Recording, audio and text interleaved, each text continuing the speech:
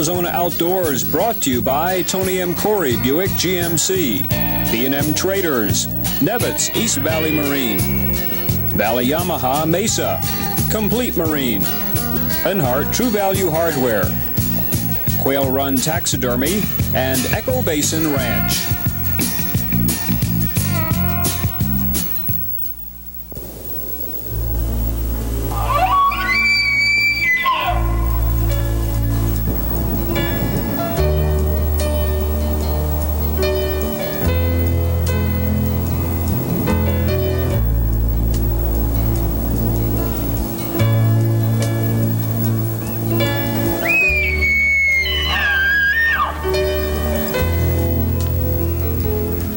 Beautiful, aren't they?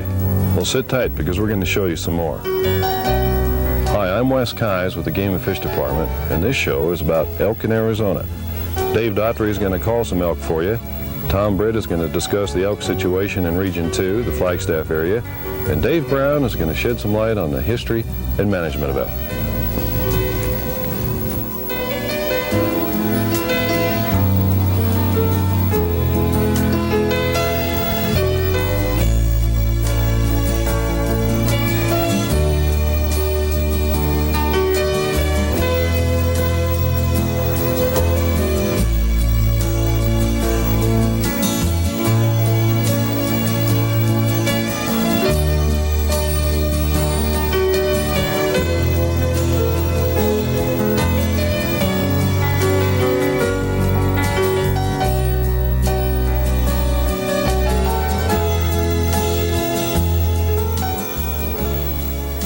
Autumn in Arizona's high country is one of the most beautiful times of year.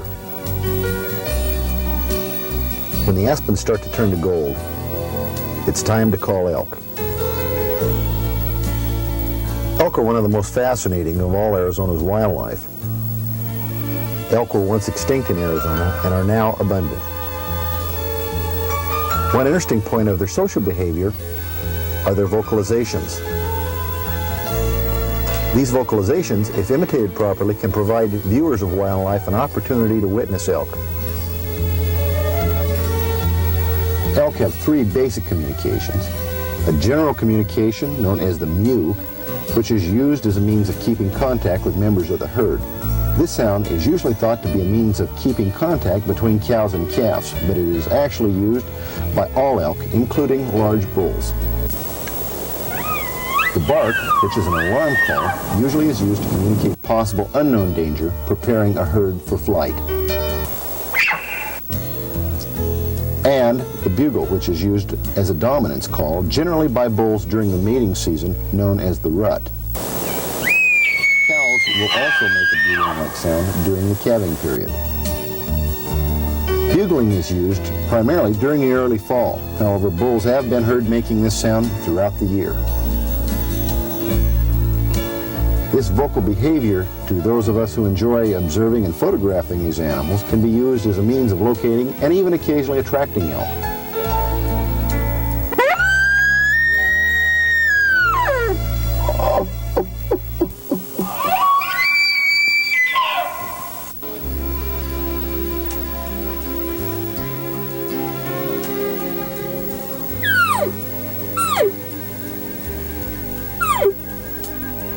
But before you can call elk, you need to locate an area that elk are using and take time to learn about the animal.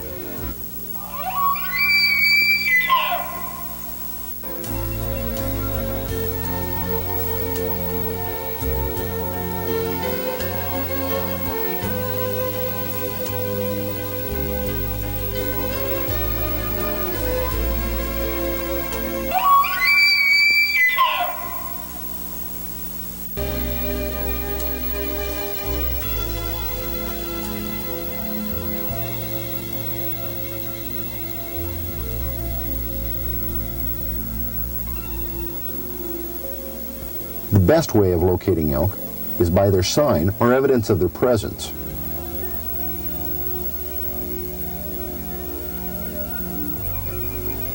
Tracks are evidence of their passing and may tell us of areas that are being used for feeding, watering, bedding, or even movement.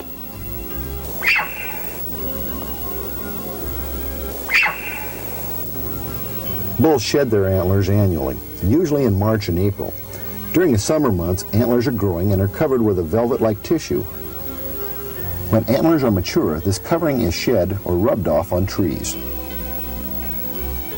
This rubbing continues through the fall and functions not only to polish the new antlers, but is used as a dominance display during the rut.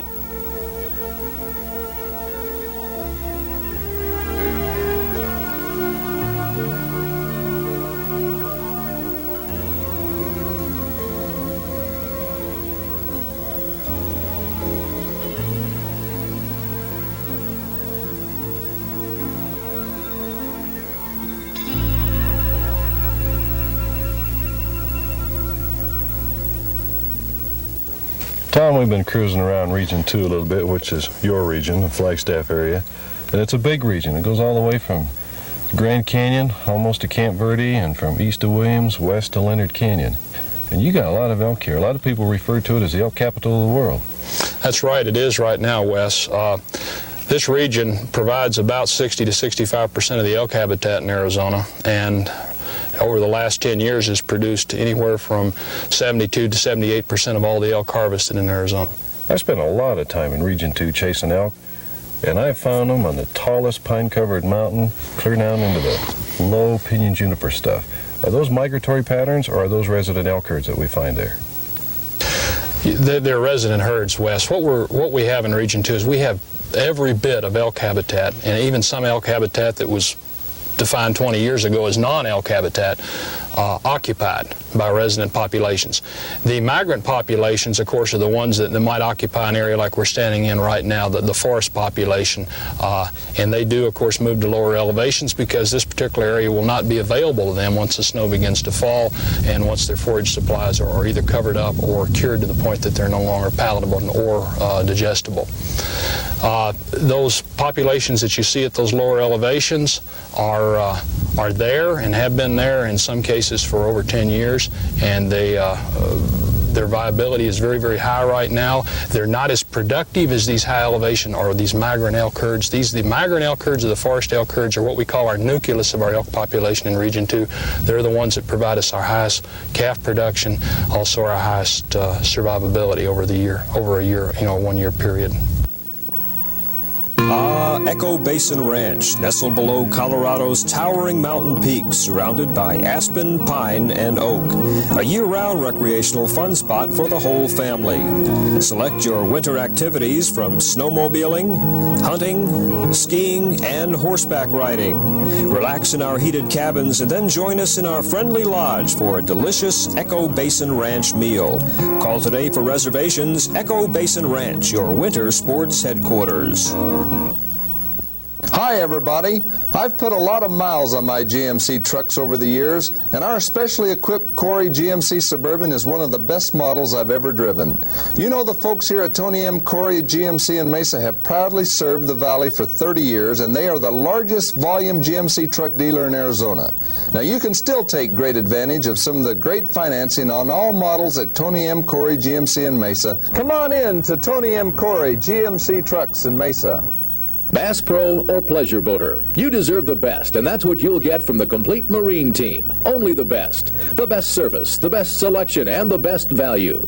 Come in and preview the new Stratos, Starcraft, and Mariners, the best for boating value. For parts or service, remember that the best inventory of Mercury, Mariner, and MerCruiser parts, as well as the best rigging and service technicians in Arizona, are ready to help you. You deserve the best, and you'll get the best at Complete Marine, 4406 East University Drive in Phoenix. When you think of Quail Run Taxidermy, we want you to think of more than just a prize-winning trophy case. Besides having nationally known specialists in all fields of game trophies, Quail Run also provides booking services for quality hunting and fishing trips available at no extra charge. And when you get back from any worldwide hunting or fishing trip, Quail Run is the largest taxidermy service in Arizona with over 20 years' experience in great outdoor hunting and fishing services. The quality is remembered long after the price is forgotten at Quail Run Taxidermy, with 2 convenient Valley locations to serve you. This is the poacher in action. What you're seeing happens in our state. You and I are the owners of Arizona's wildlife, and we need to protect this magnificent resource. Together we can stop the game thief by calling the Operation Game Thief Hotline. All information will remain strictly confidential. The Arizona Game and Fish Department will even pay a reward once they arrest this criminal. Help put poachers out of business. You begin with raw steel. Shape it with fire, muscle, and sweat. Polish it to razor-sharp perfection.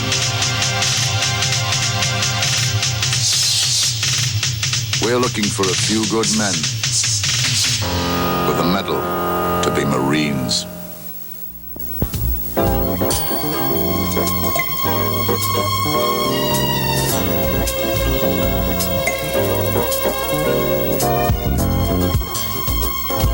What makes Region 2 better than any of the other habitat that we have in Arizona? In recent years, we've just experienced some extremely productive herds in this area, and I think some of the habitat management concepts that the Forest Service has implemented on the ground have really benefited elk.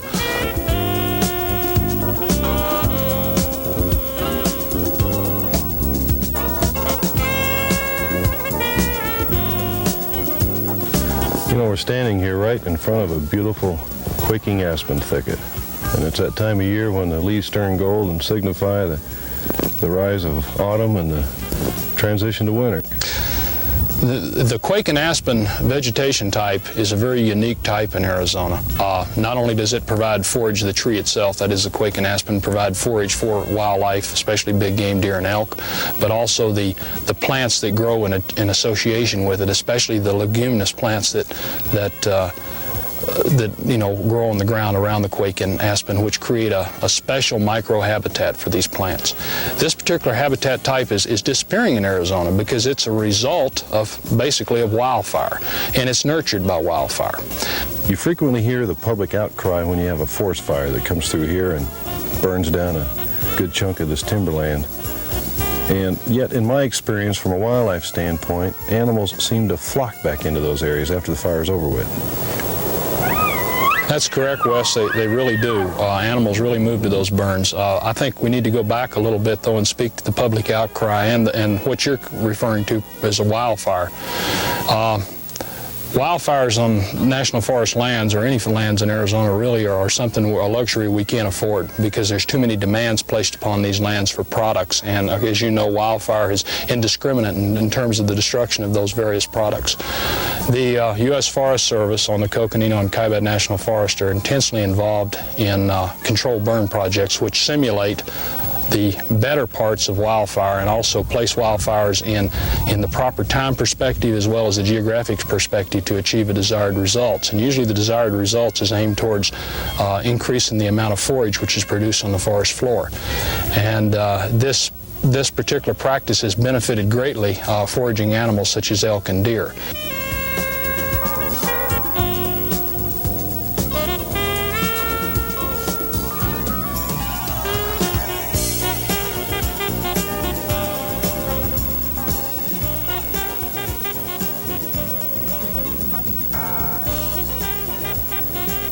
We're talking primarily about elk, but you have other kinds of wildlife here. You have mule deer, you have squirrel, you have turkey. How do those species interact with elk? Well, about the only one that really shows a significant interaction would probably be the mule deer. The mule deer is a reservoir carrier of the clear-eyed elk blindness, which has posed a real problem to Arizona's elk herds in the past. What amounts to is the mule deer carries the bloodworm parasite, the immature form, which is transmitted to the elk by the bite of the amber-eyed horsefly. And of course, the clear-eyed elk blindness can be very decimating to an elk population, as evidenced in the early 60s in Arizona and the mid-60s. In the last 10 years in Region 2, we haven't really had that much of a problem with clear-eyed elk blindness, but it could be. That's, I guess, you might say, a real direct physical interaction. As far as the interaction with other species, as long as the habitat is properly maintained through the management of the elk, the turkeys, for instance, won't lack for nesting cover or feeding areas because if the forage is properly utilized, that is the grass. And the deer, of course, deer and elk utilize similar winter habitats, and also their diets are very similar. Too many elk, of course, could preclude the viability or limit the viability of a deer herd, but we don't feel that any of those situations currently exist in Region 2.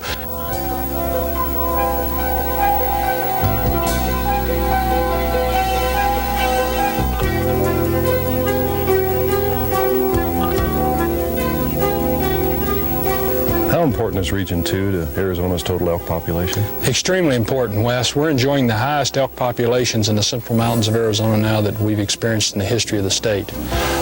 For example, last year we harvested almost 3,000 animals in this region, which is about 73% of the total state elk harvest.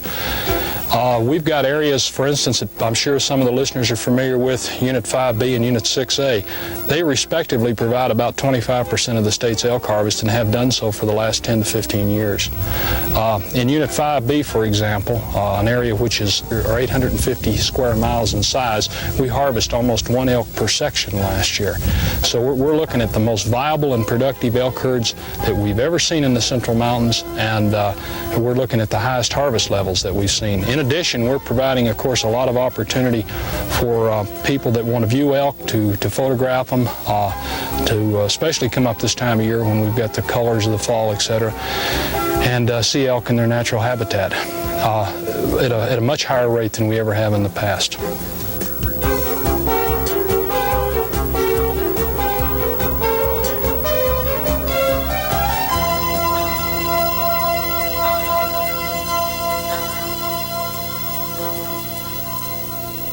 We develop permit numbers based upon harvest goals and management objectives, and our management objective overall in Region 2 right now is to basically maintain elk numbers at their current level.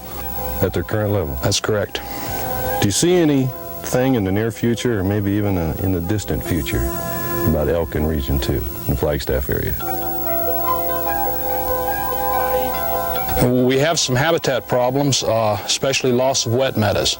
The problem has been with us since the late 50s, and it's gone through some periods of ebbs and peaks, so to speak, in terms of development, but that continues to be a problem. There's quite a bit of private land out there that can be developed that hasn't been developed, some that has been purchased but not developed. That's a problem. I think some of the other things that we're going to come to grips with is we're going to, in the next 10 years, hopefully gather some more information about what elk select for in terms of habitat preferences. In other words, which major components are actually needed by elk, how we can better manage the forest up here and the rangelands for elk. And I look at the future as being pretty bright. I think we've acquired a lot of information in the last 20 years, and I think we're going to accelerate that rate of acquisition in the next 10 and probably be able to better meet the demands for the future.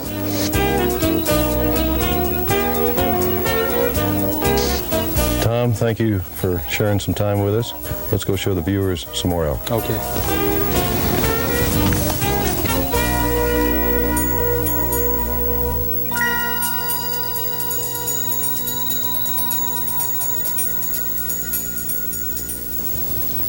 Dave, we've been looking at some elk. Are these animals native to Arizona? Elk are native to the North America. They came over from Eurasia at the time of the Bering Land Bridge and have been in the Southwest and Southern Rocky Mountains for at least 3,000 or 4,000 years. The original elk that was found in Arizona, however, is not here. That was the so-called Merriam elk. This animal was described on the basis of only 2 collected specimens, both taken at the head of Black River in the White Mountains. This population, which occurred there, all sparsely along the rim to the Rocky San Francisco peaks, was extirpated about 1890. Then how did these animals get here? All of the elk that we now have in Arizona came from the Jackson Hole, Yellowstone area. Dr. Looney, in 1913, in the Elks Club, organized the first transplant of elk to the state. They came into Winslow, were taken off the railroad cars, put on freight wagons, and hauled to the Mogollon Rim, and that was the first transplant. In the 1920s, the Arizona Game and Fish Department also made several transplants as far east as the Blue Country and as far west as Williams. All of those animals are now the nucleus for the population that we now enjoy.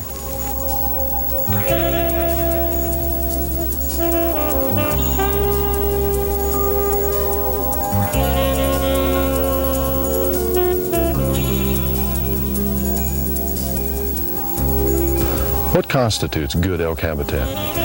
Well, elk are montane animals. They require relatively high elevations, cool environments with an abundance of free water. They have to have grass because they're herbivores, so they require quite a bit of grass country, either meadows, cienagas, some kind of a pasture type situation.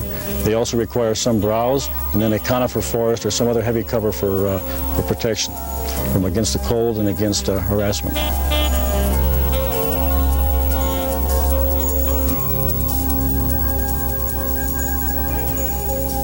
We're in Region 2 in north central Arizona, and the elk population here seems extremely healthy. What's the situation in the rest of the state where elk habitat occurs? The general elk population statewide has been increasing. The population in the White Mountains, the other major elk producing area, has been on the increase for the last 6 or 7 years and will probably reach carrying capacity in the very foreseeable future. This includes not only the White Mountains, but the Escudilla area and in the Chevelon. Also below the rim, in units 22 and 23, the elk population has been gradually increasing, so that within the next few years we'll have carrying capacity reached pretty much.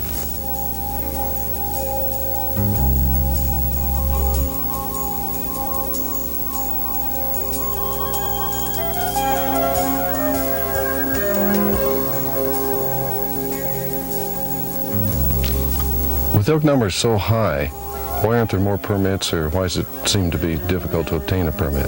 Well, they're only relatively high as far as the density is concerned within the limited elk habitat. And all of that habitat is accessible. And even though we harvest now over 4,000 elk a year, which was unheard of just a few years ago, that is not a large population, and the animal is very much in demand. It's not only an excellent meat animal, it's an excellent sport animal, and very, very popular. So that there's always going to be more demand than there is elk to supply. What's in store for the elk population in Arizona? I think it's a relatively bright future. Most of the elk's habitat is on public land, national forest to be exact, and I think it's nothing but optimism to be predicted. However, if the population will not be allowed to increase much beyond its present levels. There's just not the room for it. There's competition with other land uses, livestock primarily. We're probably seeing about the pinnacle of the elk population levels.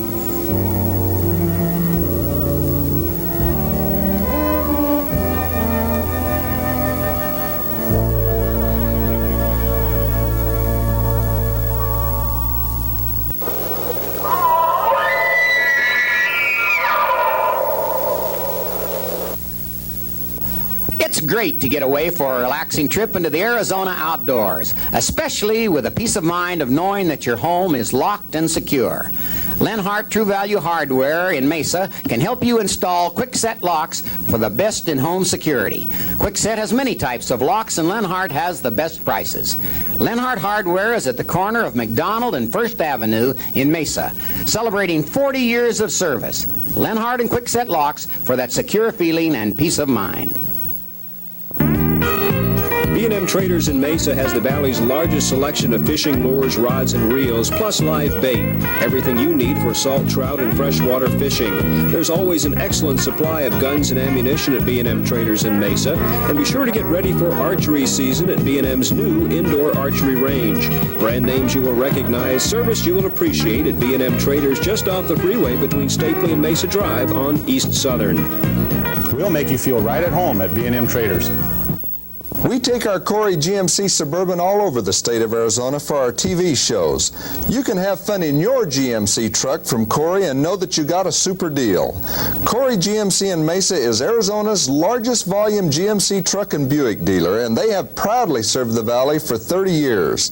Corey has some great financing, and your trade-in has never been worth more. I've always liked my GMC trucks, and so will you. Come on in to Tony M. Corey GMC Trucks in Mesa. I'd like to invite you out for a couple of very special days at our store, November 28th and 29th, as we celebrate our first anniversary. We'll have nationally known fishermen Rich Tauber and Don Ivino, along with many local pros sharing their fishing techniques with you. We'll have food and drinks and terrific fishing tackle bargains and a drawing for a Coleman Crawdad boat. Now don't forget those special 2 days right after Thanksgiving, as Arizona's Family Marine Store says thanks to all of its special customers. People are making any excuse to take home a Yamaha ATV. I can use it to take out the trash. Because right now you can get your best deal ever on a Yamaha 3 or 4 wheeler. Look, Lame Brain, you always said we should have a hobby. It will be educational for the children. The Yamaha 3-for-All celebration, because saving money is the best excuse of all.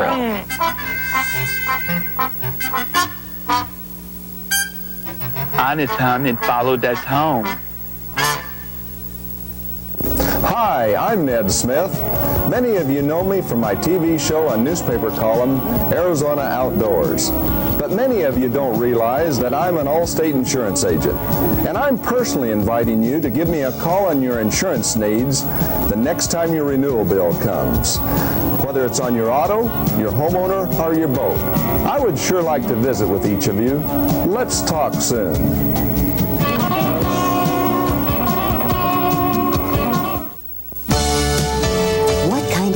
Joins the Girl Scouts. A girl who can face a challenge.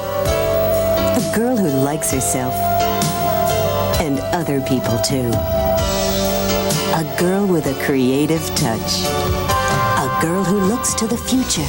What kind of girl joins the Girl Scouts? A special girl. A girl like me. A girl like me. A girl like me. A girl like you.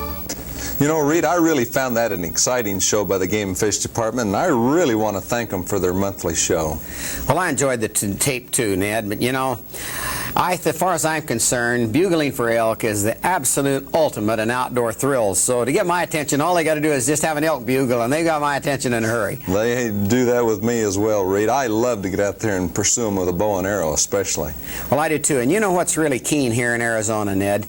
We have the quality elk herd of the nation. You're not a kidding. We outdo Colorado and Wyoming and Montana, all of them as far as quality goes. They might have more elk, but we have the big ones. Well, especially in the last few years, the bow hunters have been literally rewriting the record books. Boy, they have at that, and I hope I can get in on that one of these days. Well, Ned, it's the right time to move right into our update. This coming week, one of the biggest bass fishing seminars ever to be held in Arizona is coming on November the 11th. That's a Tuesday night. Learn how to be a better bass fisherman from the top bass pros in the West. Rich Tauber and Gary Klein from California will be here, along with Greg Hines, Art Price, Floyd Priest, and John Murray. Now, they're a powerhouse packed full of bass information that will definitely make you a better bass fisherman. The doors will open at 6 o'clock p.m. Make sure you get there early to get a good seat. The seminar runs from 7 to 10. Now, there's going to be a lot of booths over there with the newest fishing gear, newest rods, reels, line. Berkeley Trilene booth will be there, Garcia's booth, fishing maps galore. There'll be fish taxidermists there to show you how to mount your catch. That's November the 11th at the Mesa Centennial Hall, 201 North Center in Mesa. It's a $5 charge per person. In addition to the seminar, Rich and Gary, along with John Murray, will be out at Nevitt's East Valley Marine on that same date, November 11th, from 2 to 4 p.m. to meet with sportsmen and answer questions. Speaking of Nevitt's Marine, each Monday evening for 3 weeks, starting November 10th, that's November 10th, 17th, and 24th, professional bass instructors John Murray and Ron Townsend will conduct in-depth classes in the art of bass fishing. If you'd really like to learn how to fish for bass, be in attendance. There is a fee, so call Nevitt's for additional information. I'm Ned Smith. Hope you enjoyed watching the show. And I'm Reed Peterson. Thanks for joining us on Arizona Outdoors. See you next week. Arizona Outdoors has been brought to you by Tony M. Corey Buick GMC, B&M Traders, Nevitt's East Valley Marine, Valley Yamaha Mesa, Complete Marine, Lenhart True Value Hardware, Quail Run Taxidermy, Echo Basin Ranch, and these other fine sponsors.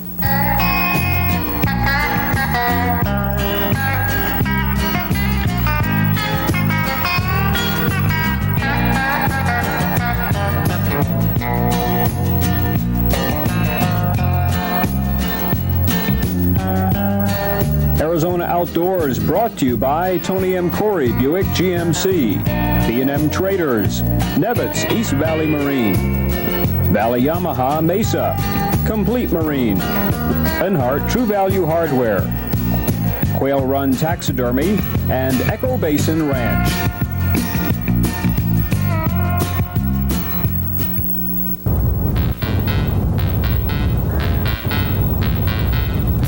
This is Chaparral Lake in Scottsdale. This is Kiwanis Lake in Tempe. And this is Silverbell Lake in Tucson. It's interesting to note that all these waters are located in the center of metropolitan areas. But a more significant common factor is that all these lakes, and some others, are part of an urban lakes program. Hi, I'm Wes Keyes with the Arizona Game and Fish Department. And on this program, we're going to talk about a rather new concept in outdoor recreation in Arizona, urban lakes sport fishing. Bill, you've been in charge of the Urban Lakes program for a while. When did it get started and why? It first started in January of 1983, and the idea was to provide a local recreational fishery for people that live in the urban areas.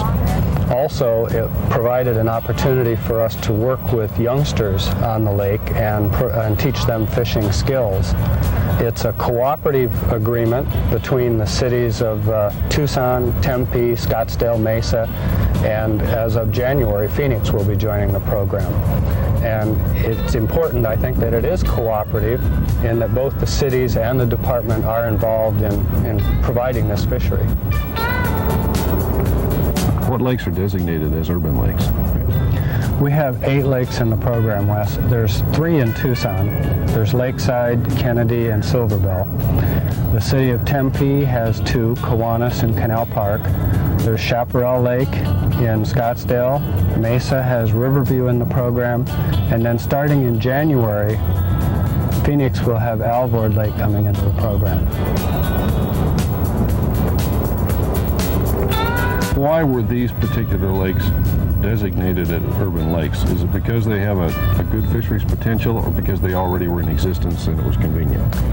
It's mostly because they were here, and the fishery that would exist in a lake without the put and take program that we have in the urban part of the program really wouldn't be that significant.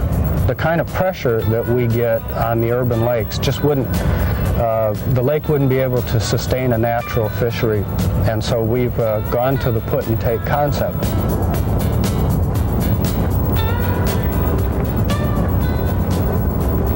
What's so appealing about the Urban Lakes program, or what is offered here that makes it that successful? It would have to be the fact that it's so convenient for people to stop by here. They can come by the lake for an hour or 2 in the morning before they go to work, or stop by on the way home. It's an opportunity for parents to bring their kids down here on a Saturday without having to head up into the mountains. It's convenient, and I think also the fact that it's stocked every 2 weeks. It means that whenever you come down, you're never too far away from a stocking. What kind of fish are found in these lakes? During the summer months, we stock channel catfish, and we're stocking them at a rate of 100 pounds per acre, so that a 10-acre lake would get 1,000 pounds of catfish, and we do that once every 2 weeks on the average. Sometimes we'll stock, move it up a little bit, so that we can stock just before a holiday weekend, for example, Labor Day weekend. Then in the wintertime, we stock it with rainbow trout, and we average about 34 pounds per acre. So a 3-acre lake would get 100 pounds of rainbow trout. The rainbow trout are about 2.5 fish per pound, so they're coming in at about 10 inches. And the channel catfish average 1.25 pounds apiece. Respectable fish. We found that the anglers really like the size that we're putting in. If we go to any larger size catfish, then we really reduce the number. And when you have a lot of anglers coming to the lake, you want to be able to provide them with some sort of a catch. And if we stock 3-pound fish, then we don't put very many in. but by stocking a pound and a quarter fish, then we're getting large numbers of fish and a respectable size. So we try to balance angler success against the size of the fish. That we don't want them too small, or the anglers don't like them. And it's the same thing with trout. If we're putting a fish in that averages about 10 inches, then the anglers are satisfied with that size of fish, and we're able to give them enough fish in numbers so that the catch rate stays high. Bill, every angler wants to know the answer to this question when he goes fishing. Are there any big fish in these urban lakes? That's a real common question.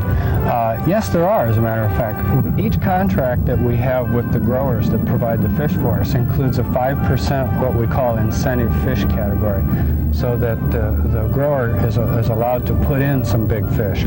And so out of 100 pounds of fish, you would have 5 pounds of that would be in this incentive fish group. And sometimes we see channel catfish coming in that are 5, 6, or even up to 8 pounds. And with the rainbow trout, sometimes we'll see them coming in up to 3 pounds, a few of them. Of course, the more that you put in of the big fish category, the fewer in number, because we're still dealing with the same number of pounds. So we do try to balance the big fish against trying to put in the numbers so that the average angler that comes down here has a better chance of catching a fish. A compromise situation. Yeah.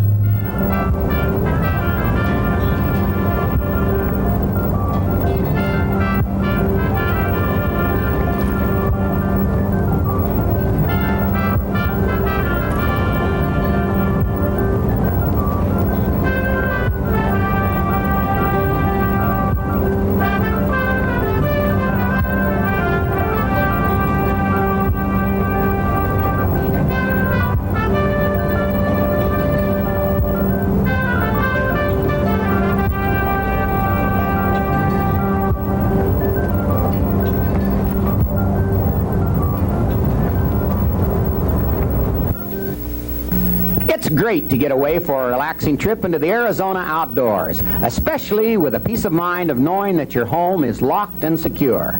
Lenhart True Value Hardware in Mesa can help you install quick-set locks for the best in home security. Quick-set has many types of locks, and Lenhart has the best prices. Lenhart Hardware is at the corner of McDonald and First Avenue in Mesa, celebrating 40 years of service. Lenhart and quick-set locks for that secure feeling and peace of mind. B&M Traders in Mesa has the Valley's largest selection of fishing lures, rods, and reels, plus live bait. Everything you need for salt, trout, and freshwater fishing. There's always an excellent supply of guns and ammunition at B&M Traders in Mesa. And be sure to get ready for archery season at B&M's new indoor archery range. Brand names you will recognize, service you will appreciate at B&M Traders just off the freeway between Stapley and Mesa Drive on East Southern. We'll make you feel right at home at B&M Traders. Hi, I'm Larry Nevitt. Our Skeeter bass boats are rated #1, according to Popular Mechanics magazine. They are the only bass boat to have the UL seal of approval, meeting Coast Guard requirements.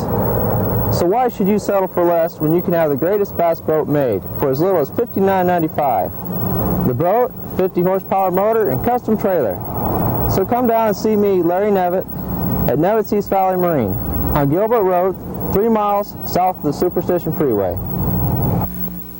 When you think of Quail Run Taxidermy, we want you to think of more than just a prize-winning trophy case. Besides having nationally known specialists in all fields of taxidermy, Quail Run also provides at no charge booking services for quality hunting and fishing trips. Quail Run is the largest taxidermy service in Arizona with over 20 years' experience providing quality service and professional advice. The quality is remembered long after the price is forgotten at Quail Run Taxidermy with 2 convenient locations to serve you. Hi everybody. I've put a lot of miles on my GMC trucks over the years, and our specially equipped Corey GMC Suburban is one of the best models I've ever driven. You know, the folks here at Tony M. Corey GMC in Mesa have proudly served the Valley for 30 years, and they are the largest volume GMC truck dealer in Arizona. Now you can still take great advantage of some of the great financing on all models at Tony M. Corey GMC in Mesa. Come on in to Tony M. Corey GMC Trucks in Mesa. Dr. Mariella Pierpont is a March of Dimes grantee at the University of Minnesota Medical Center. She is studying a special strain of turkeys who have a genetic form of heart muscle disease. Dr. Pierpont is asking basic questions. When she gets the answers, she will translate them into treatment for babies born with the same kind of heart disease. Basic research comes first in the March of Dimes fight against birth defects. Support the March of Dimes.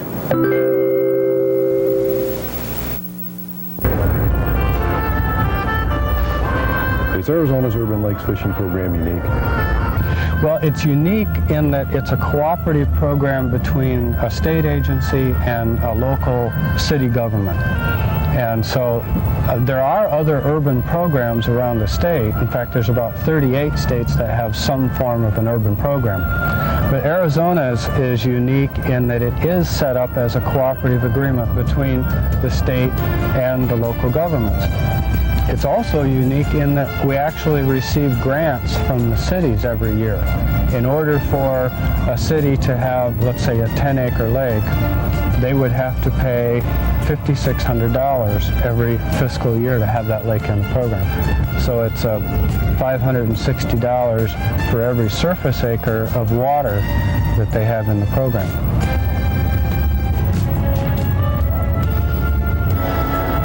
To fish the urban lakes, what does an angler need as far as a license is concerned, or what's valid? You need an urban license to fish here. It's a $12 license that you can get from any dealer within a 4-mile radius or at any one of the Game and Fish offices either in Tucson, Mesa, or Phoenix. Regular state fishing license is neither required nor is it valid on the urban lakes. Are the bag limits or possession limits and size limits the same as state regulations, or are they different here? They differ here. On the urban lakes, the limit for rainbow trout is 4 fish. And the limit on channel catfish as of January 1 will be 4 fish also. So it's 4 and 4. On other species that are found here, such as the bass, the bluegill, state limits apply on those. How did those other species get here? Well, they were stocked originally when the lake was first developed, and then since they are a warm water species like the bass and the bluegill and the red ear, they reproduce naturally in the lakes, and so it's a natural production that's occurring within the lake. You know, tonight we're going to go over to Kennedy Lake here in Tucson, and we're going to electrofish the lake. The data that you collect, that's part of the survey method that you utilize in fisheries. What do you do with the data that you collect, and what does it tell you? Well, a survey is kind of like a window that allows you to look into the lake and see what's going on with the fish population that's in there. And what we're trying to do is find out, first of all, looking at the bass population, what kind of growth rate do they have? Is it comparable to other fisheries around the state of Arizona? Also, we're looking at the number of bass that we have and the size of them. We're also looking at the red ear bluegill population there, trying to find out if it's overpopulated and stunted, because oftentimes in a lake where you have a lot of fishing pressure on the bass, you remove the predator from that prey, red ear population, and then they just get out of control. If we see some problems, there's all sorts of different remedies that you can apply to try to correct the problem. One of the things is a size limit. And what we're really doing on the urban lakes is looking to see if a 13-inch size limit on bass will provide us with a better bluegill red ear fishery, because there's more predators to feed on the sunfish. And also, then when the angler catches a bass, he's looking at a 1-pound plus fish, because by the time the largemouth gets to be 13 inches, you've got a 1-pound fish. And if we can keep that fish in the lake until it reaches that size, then the angler will be more satisfied with the catch, and the red ear and the bluegill population will have more of a predator feeding on it to keep its numbers down. And when you do catch a red ear, the hope is that it'll be a fish that's, up around 7 or 8 inches. In fact, we now have a size limit in effect on Lakeside. It's the only size limit that we have on any of our urban lakes. And we have that 13-inch size limit just to see on a study basis if we can do something to make a better fishery there.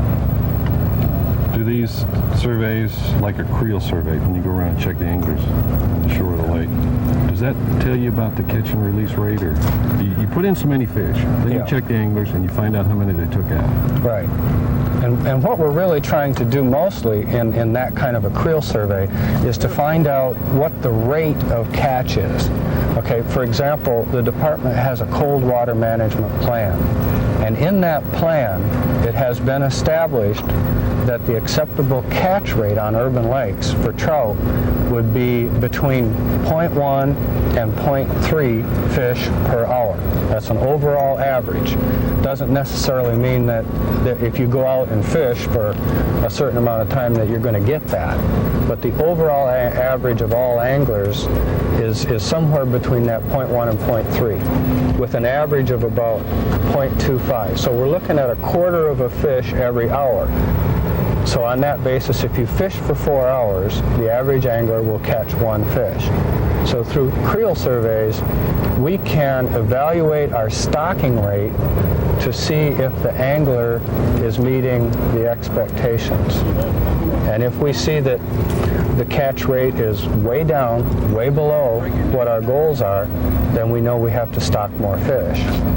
And if it's way above, then we know that we can shift those fish over to another lake, or we can shift that resource into another area.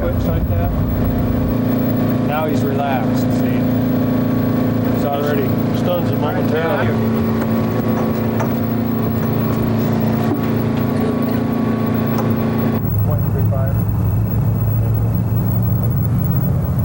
Once the electrofishing was completed and the gill net retrieved, we began processing the fish. And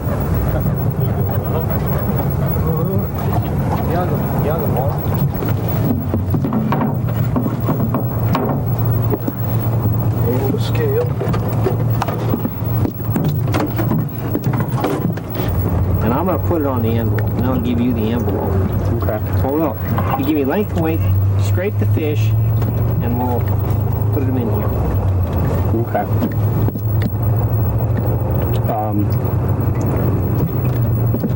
350.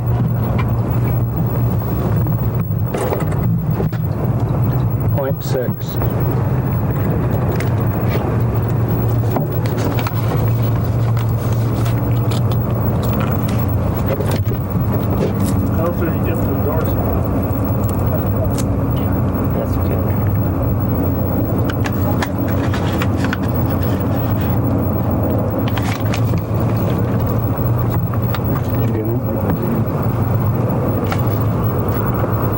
Nice looking fish. 325. Stockers. When? Oh, when they first built the place. They've had fish come from various innocent resources. Now see, if we had, let's say we had a 13-inch size limit on largemouth bass in here, then this would be just below the size limit. So this fish would stay in the water and would prey upon all those little red ear sunfish that we saw. And one of the things that we can tell from the survey is whether or not the bass are growing well, what size the red ears are, and try to make a decision about whether or not to put a 13-inch size limit on bass in our urban lakes. And you take scale samples, go back to the lab and age them? Mm-hmm. Because they have growth rings on them just like trees.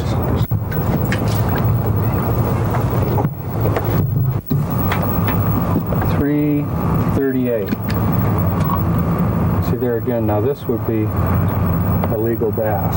Over 13 if we had a 13-inch size limit. And what you end up with then is a bass that weighs just over a pound when it becomes legal, instead of a smaller 10, 11, 12-inch fish. You're measuring centimeters here? Millimeters. Millimeters. Yeah.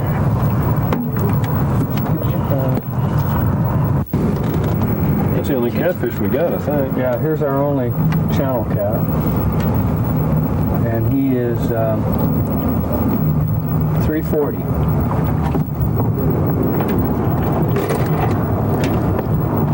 And he's a .45. So that's a 3/4 pound fish, and that's about as small a catfish as we stock. We like to average about 1.25 pounds. Here, why don't you measure and sort? That way you feel the hole. Our final job for the evening was to sort the remaining smaller bluegill and red ear sunfish by size, and then weigh them in bulk to obtain an average weight.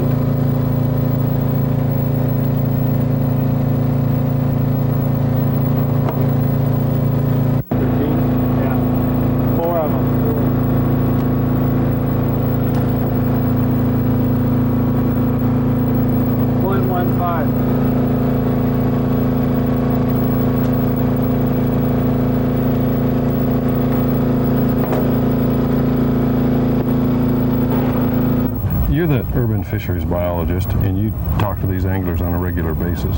Yeah. What do they like about the program, or what do they dislike? Well, they like the fact that we're stocking it regularly, that there's not a lot of time in between stockings. And they also like the size of the fish. Of course, they would like to see us put more fish in it. But to really get an idea how the anglers feel about it, why don't we go ask them? Let's do it. Okay.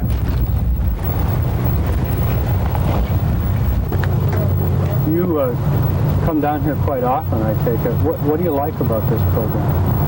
It's pretty convenient. I don't have to go like, 40 or 50 miles to catch fish. That's pretty much the main thing right there.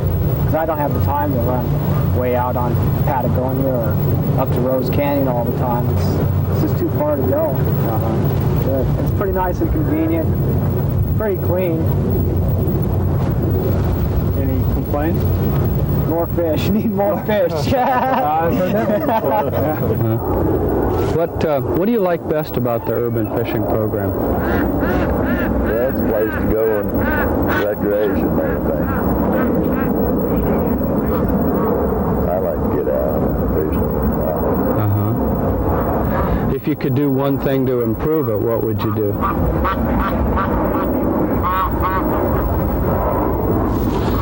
I don't know. I think it's run pretty good, just between you and me. Well, there's good fish in here. We take our Corey GMC Suburban all over the state of Arizona for our TV shows. You can have fun in your GMC truck from Corey and know that you got a super deal. Corey GMC in Mesa is Arizona's largest volume GMC truck and Buick dealer, and they have proudly served the Valley for 30 years. Corey has some great financing, and your trade-in has never been worth more. I've always liked my GMC trucks, and so will you. Come on in to Tony M. Corey GMC Trucks in Mesa. People are making any excuse to take home a Yamaha ATV. I can use it to take out the trash. Because right now you can get your best deal ever on a Yamaha 3 or 4-wheeler. Look, Lame Brain, you always said we should have a hobby. It will be educational for the children. The Yamaha 3 for All celebration, because saving money is the best excuse of all.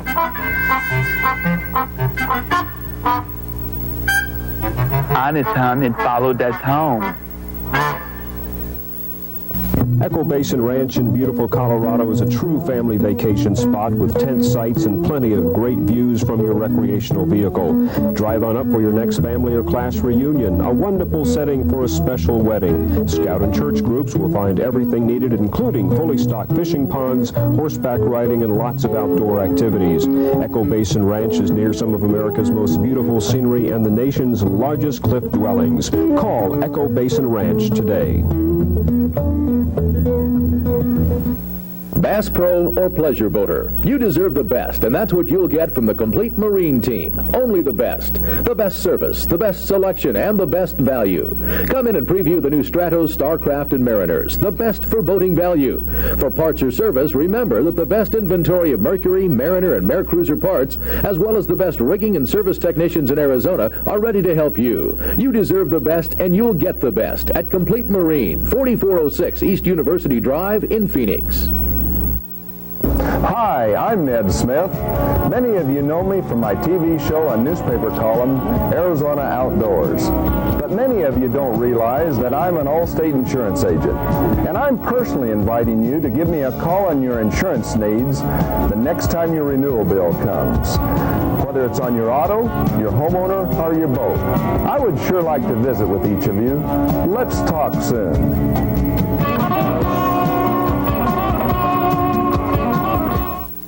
Are you interested in Southwest history? The enlarged Mesa Museum has now become the Mesa Southwest Museum. From prehistoric dinosaurs to horseless carriages, from ancient Indian cultures to the rough and rowdy days of the Arizona frontier, the Mesa Southwest Museum tells the story of this land and its people. Take a trip through time and experience the Southwest adventure. Come and enjoy the Mesa Southwest Museum, 53 North McDonald in downtown Mesa. There's so much to see, so much to do without leaving the Arizona Territory. The White Mountains, what color are they in the summertime? Am I supposed to say white? White. What's at the bottom of the Grand Canyon? The Grand Canyon River. The Gila River. The bottom. What is a Tusi Goot? I remember it, but I just don't recall it. Sounds kinky, I don't know. Where are you getting this stuff from? This year, get to know the territory. Get to know the territory of Arizona. You mean that? I do. You know, the Arizona Game and Fish Department is certainly to be congratulated for this urban lake fishing program. It has proven to be so unbelievably successful. Certainly has, Reed, and you know, it really provides a lot of recreation for people that wouldn't be able to go fishing at all anywhere in the state. A lot of them are the single-parent families that have small children and teenagers, and we've got senior citizens. And it's right here. It's available to them. They just have to drive just a few miles and they can catch trout and bass and catfish. It's a good deal. It's a tremendous program. And you know, Ned, here in Arizona, we have an expanding population that in the foreseeable future, it's never going to do anything but that. And as the people keep moving in here and this population continues to boom, fishing water is going to become more of a premium with every year that passes. And I would like to see the department continue to expand this program to include every inch of water that they can get hold of. You know, up on the San Carlos Indian Reservation, they've proven that it doesn't take a great big lake to produce quality fish. They've made these cattle ponds and other things into somewhat of a little fishery, and some of them, well, I know one of our state records came out of one of those little ponds. Yeah, it was a great big bluegill, over 3 pounds, and that's a monster even for a bass. It sure is. Well, Ned, it's time to move right into our update. The 1987 fishing regulations are now published. You can pick up your copy at any sporting goods dealer statewide. There's been a number of rule and price changes for 87. A resident Class A license will now cost $9.50. A Class F combination license will cost $27.50. New statewide bag limits for trout have been reduced from 10 to 6, except on the Colorado River, Becker Lake, and urban lakes. On Lake Mead, Mojave, and Powell, daily bag limits for largemouth and smallmouth bass have been reduced to 6. A special note to the state's hunters. The Arizona Game and Fish Department's hunting regulation supplement covering the spring hunts for turkey, javelina, and bear are available at licensed dealers statewide. Applications for the spring hunts may be submitted on or after December 8th, but must reach the department no later than 7 p.m. January 6th. Prices including the $3 application fee are turkey $11.50, javelina $12.50, bear $10.50. Reed Peterson. And I'm Ned Smith. Thanks for joining us on Arizona Outdoors. Arizona Outdoors has been brought to you by Tony M. Corey, Buick GMC, B&M Traders, Nevitz, East Valley Marine, Valley Yamaha, Mesa, Complete Marine, Lenhart, True Value Hardware, Quail Run Taxidermy, Echo Basin Ranch, and these other fine sponsors.